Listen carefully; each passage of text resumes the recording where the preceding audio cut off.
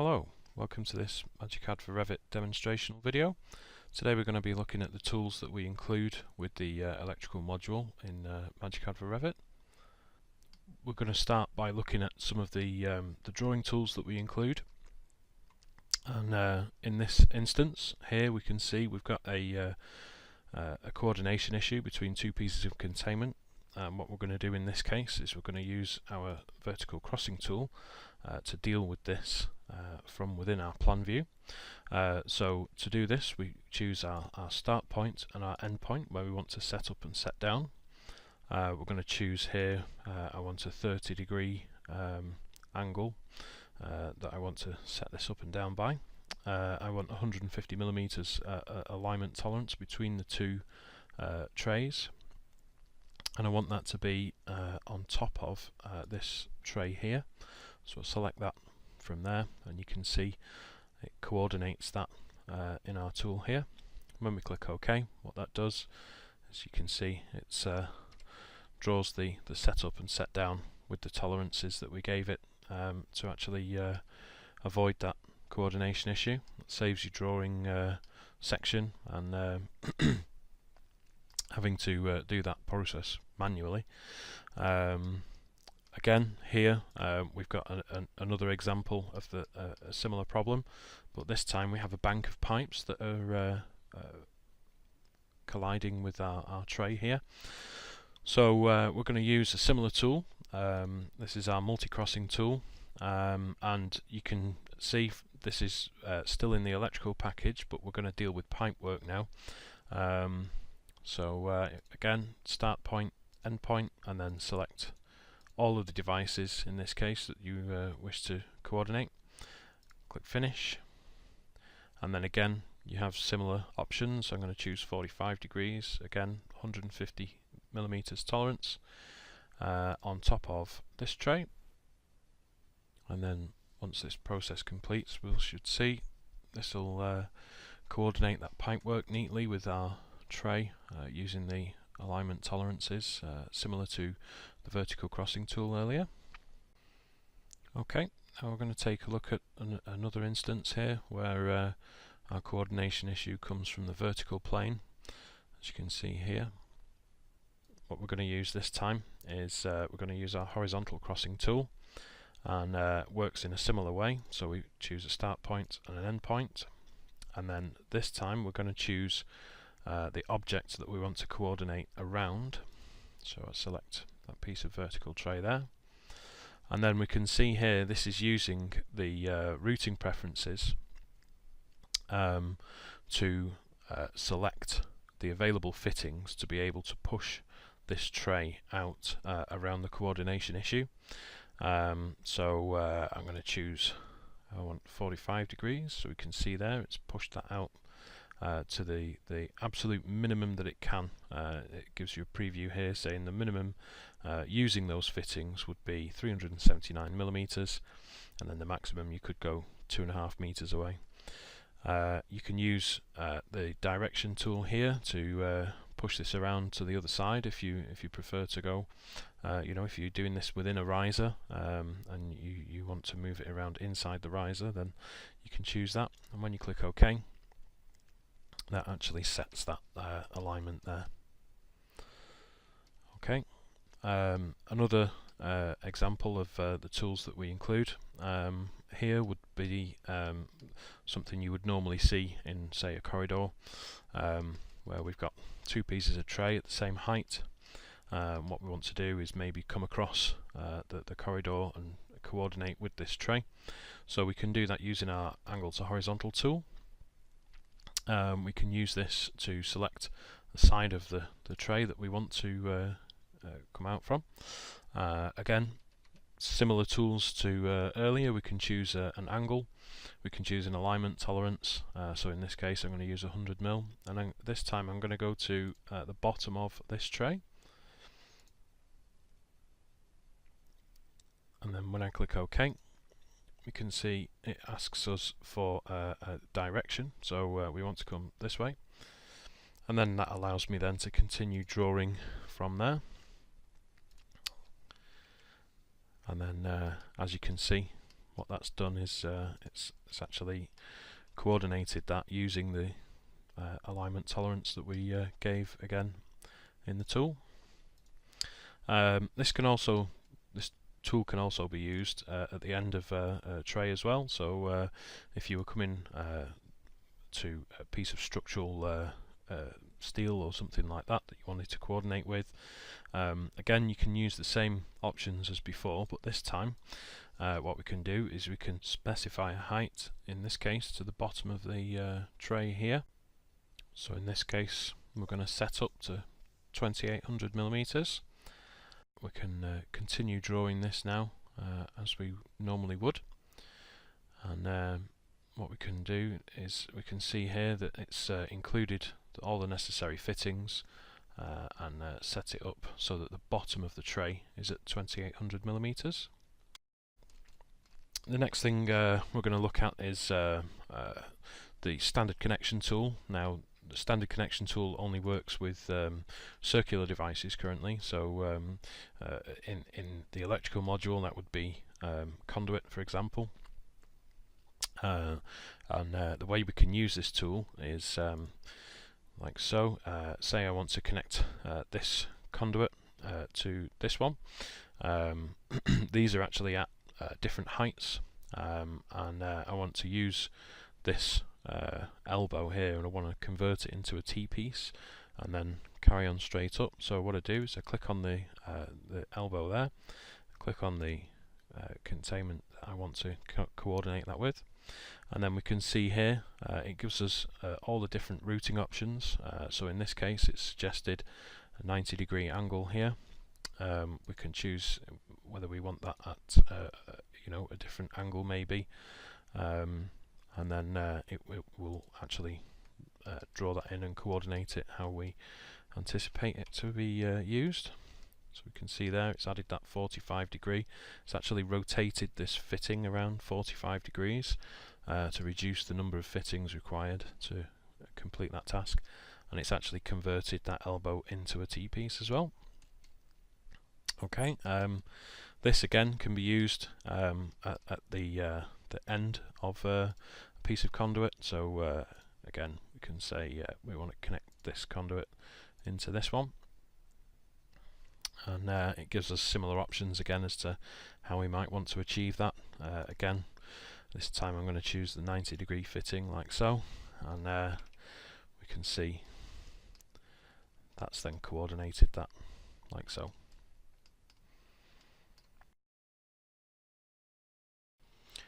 The last thing we're going to look at now is how we actually install our cable tray and conduit. These work in similar ways. So with the cable tray, here we have our various Revit systems that we can choose from. We can see here we've got electrical systems, and then we've got a separate tree for communication and data systems. So in this example I'm going to choose LV distribution systems. I'm going to choose wire mesh cable tray.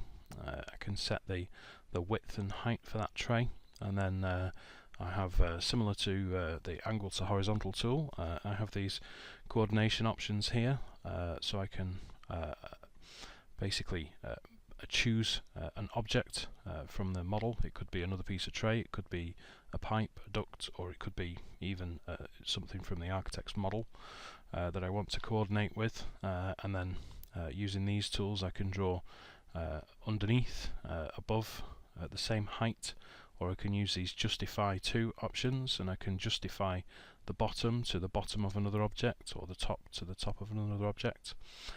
Or, likewise I can specify a particular height. So in this case I'm going to draw the bottom of this piece of cable tray at 2600 mil.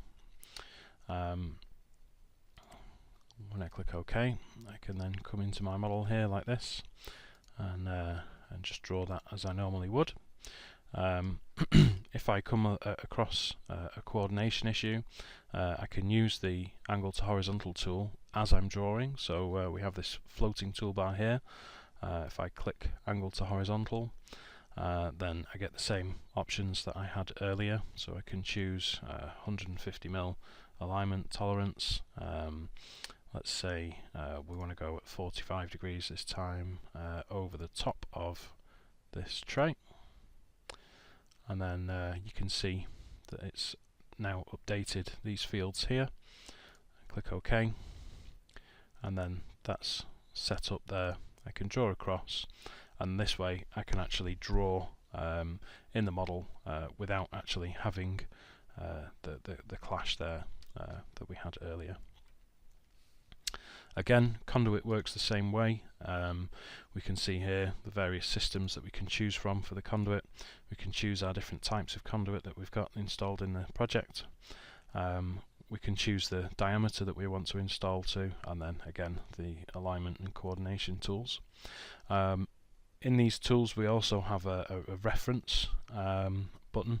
If you click the reference button, what it does is it allows you to use an existing piece of conduit, in this case, as a reference, and it'll inherit all of the various details, including the alignment details there. And then when you click OK, you can then start drawing from there, like so. Okay, next we're going to take a look at installing products from our MagiCAD library. When we come to install products into our project, we can use the install product feature.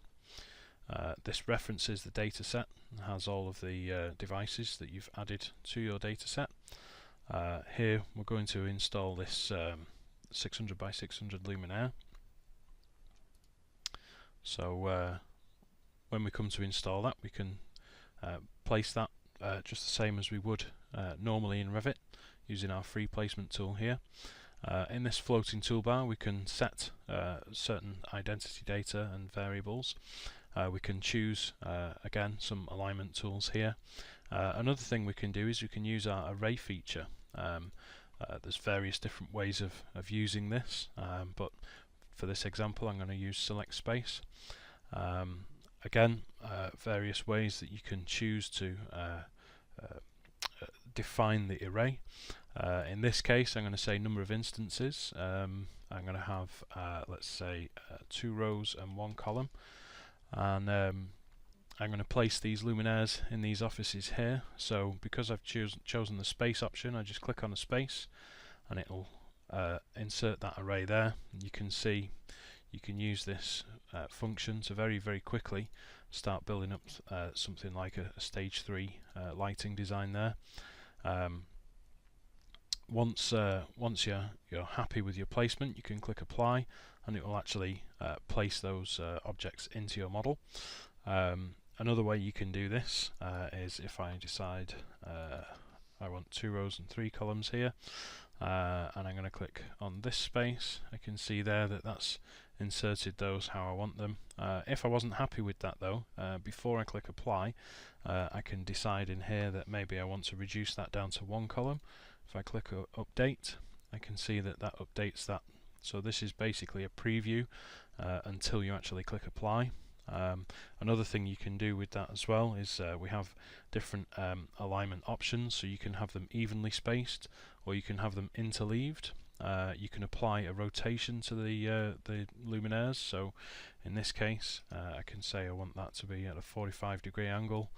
Click update and you can see there it's rotated all of those fittings 45 degrees. If I say no, actually that was a stupid idea, I can click update, and once I click apply, then that actually then fixes those into the model as they are. If we look at the install product feature again, another thing that we can see in here is we have various different filters that we can choose products by. We can decide if we want to install a switch, for example, and then we can scroll through the products we have here. If I just expand this out, here we've got a surface mounted one gang one way switch, so I can say okay, I want to use that. It's going to assemble that information into a Revit RFA, and then once it's finished assembling the RFA, I I can then use the free placement option, and then I can place these how you would normally place devices in Revit, like so, and so on. You can build up your model very quickly like that. Okay, the next thing we'll look at is how we actually add products into our library. So if I choose luminaires again, I can now say I want to install another type of luminaire, so I can click new here, and then from here I can choose our product browser.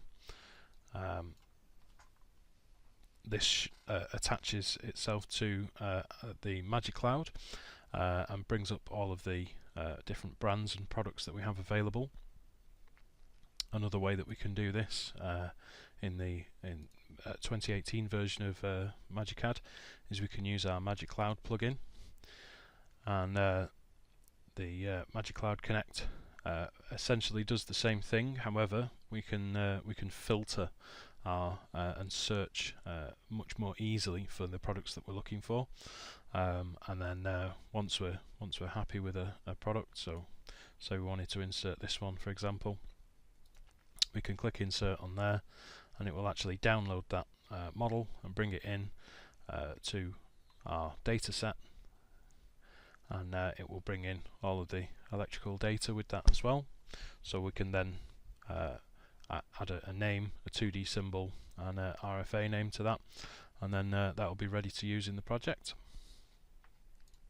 Another thing that we can do, if I just switch now to security and file layout, we can use another feature in our install product, and if I take this heat detector, for example, one example we have in here is we have an operating area that we can use.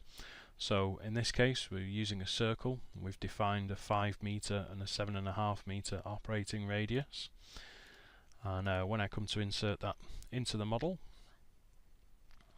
again I can see once it's assembled the RFA that it has these operating areas. So when you're placing your objects, you can make sure that the operational area is covering the area you want it to.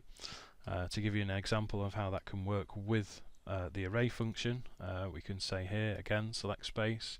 I want the number of instances to be say 2 by 2. We'll see if we can arrange that. And the area that I want to use is this 5 meter area.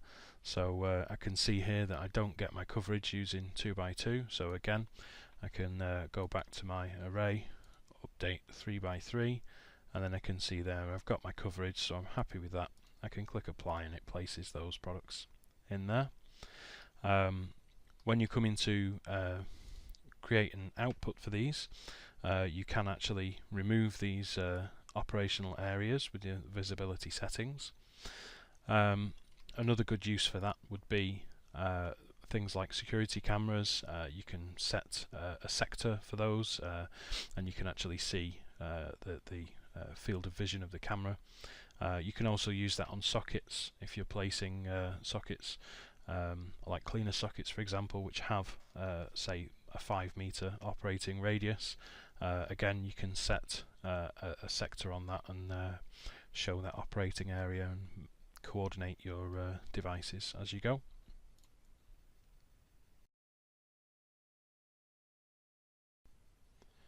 Now we're going to have a look at the Dialux export and import tool. So the way that this is used is in our electrical module, select Dialux export, and then what we're doing is we're going to select some spaces that we want to export. It's very important to configure these spaces properly so that it exports the geometry that you actually want to calculate in Dialux. Once you've finished selecting the spaces, click Finish, and then what this is going to do is it's going to read all of the data that goes with all of those spaces. It's going to use the architect's model to get the reflectances from the surfaces as well, and it's going to assemble that into basically a file. We can then select Project North. If you deselect that, that will use the project's true north. But generally speaking, when calculating in Dialux, it's easier to use Project North. When we click Export, what we can do then is select a file name for our export file, and let's call that, there we go, example Dialux export. That saves as an STF file, which is a Dialux recognized file. What we can do then is, if I open up Dialux, it's important to note that this is Dialux 4, not Dialux Evo. And then we import our STF file, and you can see there what that's done is it's exported the geometry for the spaces. If I interrogate this, I can also see up here that my room surfaces, it's brought in the reflectances as well from the architect's model. Now what I'm going to do is just open up one that I made earlier, just so that you can see.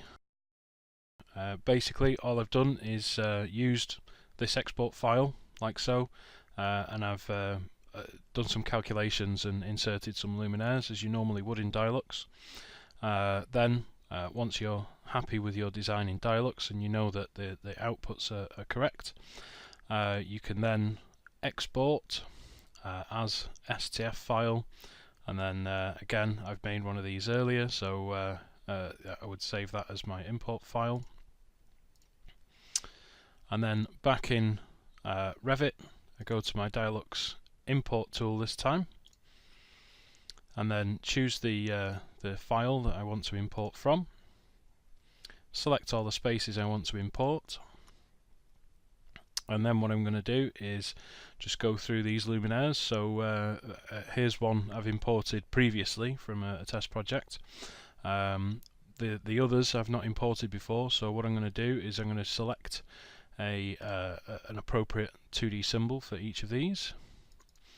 I do that by double clicking, selecting my market area, and then I can scroll through and find the appropriate symbol for that. I'll just go through and do one of these for each. Okay, and then once you've selected an appropriate symbol for each of your luminaires, what we need to do then is apply a user code to each of these. So I can see here this is A2 user code, so I'm going to select A3 for this one, and then the other thing I'm going to do here is I'm going to select the system that these should be on, and if I select the lighting systems, that's should be the appropriate one. You can also change the description in here. If the luminaire that you're importing from Dialux has a extremely large description, you can always rewrite the description as you see fit. I'll just go through and give each of these a user code so that it can import them.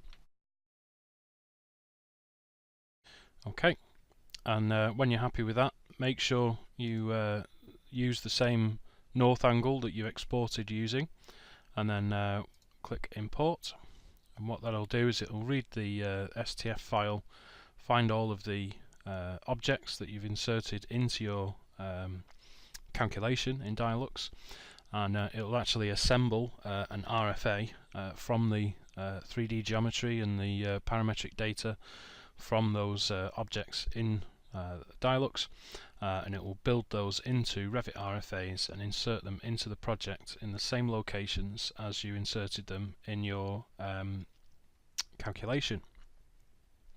So we can see here it's inserted 76 luminaires, and they're all in the same locations as your calculated Dialux file.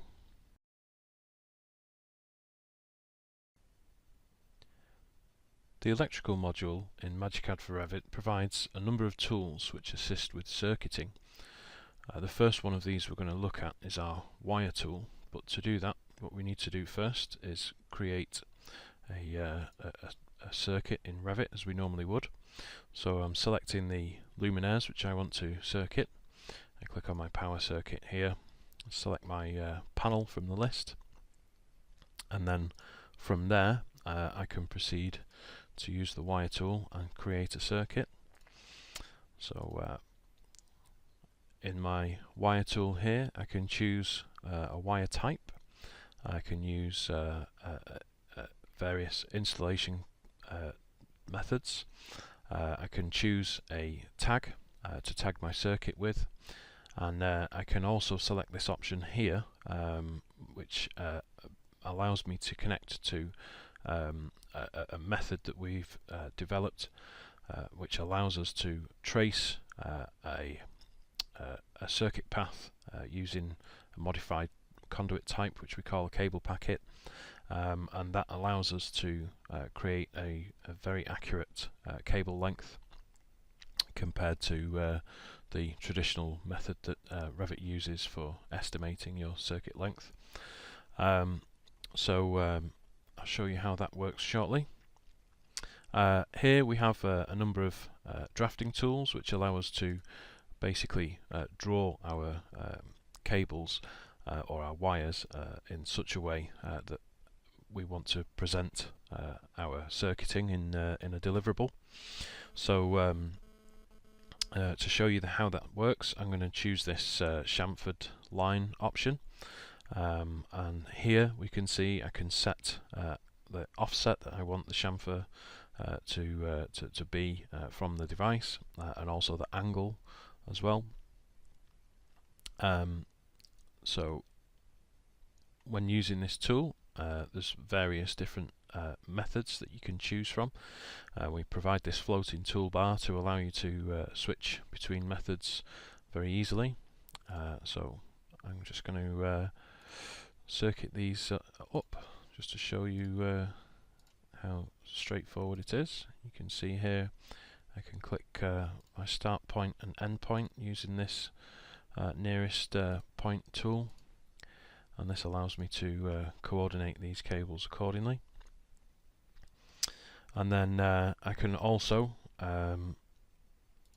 use this freehand feature here to freehand draw some lines.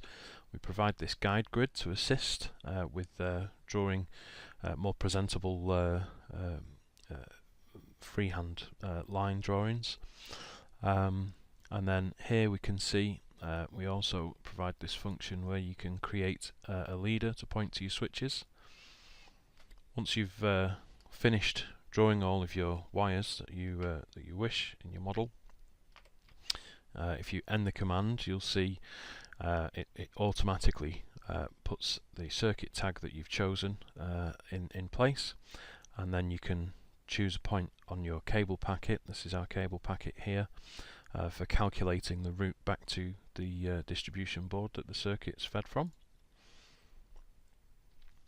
Okay, and then once all of the automatic tags and such are placed, you can of course move these around. They're just normal Revit objects once they're in the model. You can also override the graphic settings on these as usual to represent the circuits in such a way that you wish.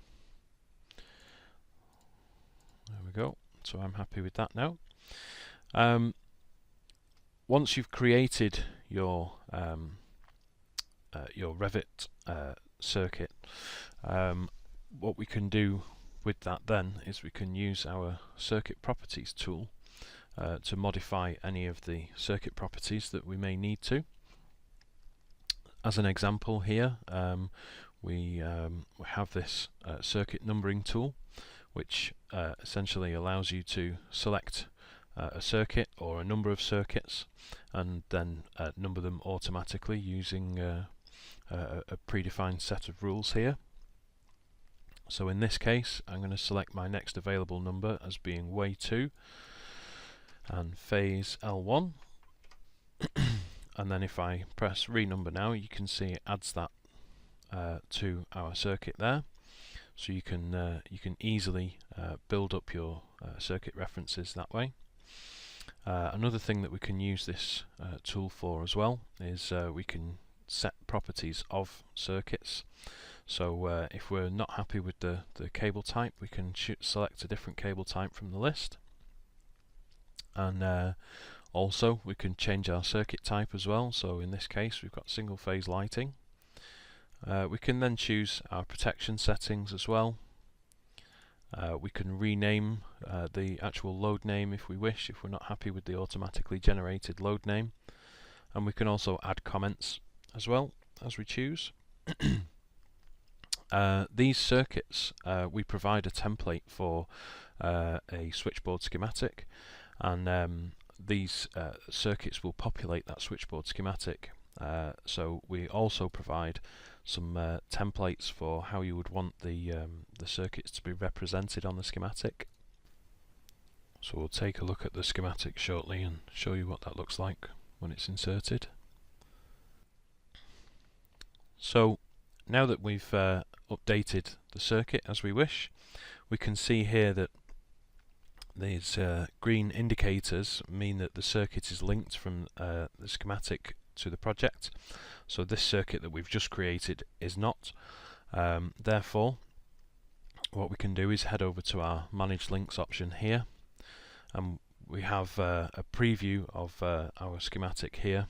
And what we can do is we can select the appropriate circuit which we want to match up from a schematic that we've made at an earlier stage, and I'm going to link those circuits together, and then you can see that the schematic inherits the data from the circuit and populates that. So this schematic can be used as mentioned at earlier stages. If I switch to this show panels from schematic mode, what we can do with this is we can see each page of our schematic, and we can actually start to define loads to ways at an early stage. So we can start planning out what size boards we require and which ways we wish certain loads to be on. So to do that, we simply select the number of circuits we wish, click Set Properties, and then you can define these the same way as previously, but you can actually do this with empty circuits, so you can make placeholders, if you will, for circuits to be later on. And then once you proceed to stage 4 and you actually add your circuits into your design, you can then match them up with your schematics and use that in conjunction with calculation software to work out your actual settings, your loads, your protective devices, your cable sizes, etc.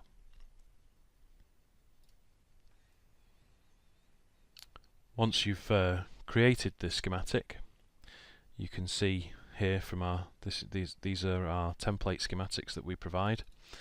It will populate the circuits as per your circuit properties, thereby creating a link between the circuits in your project and the circuits displayed in your schematic. All of these fields here are Revit families which we've created. You can edit these and edit the labels so that you can display whichever information you wish in each field.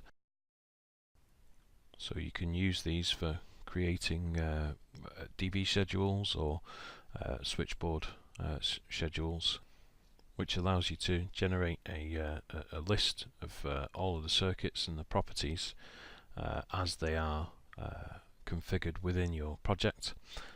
You can then use this either as a deliverable or you can use it to export the information from your Revit model into calculation software.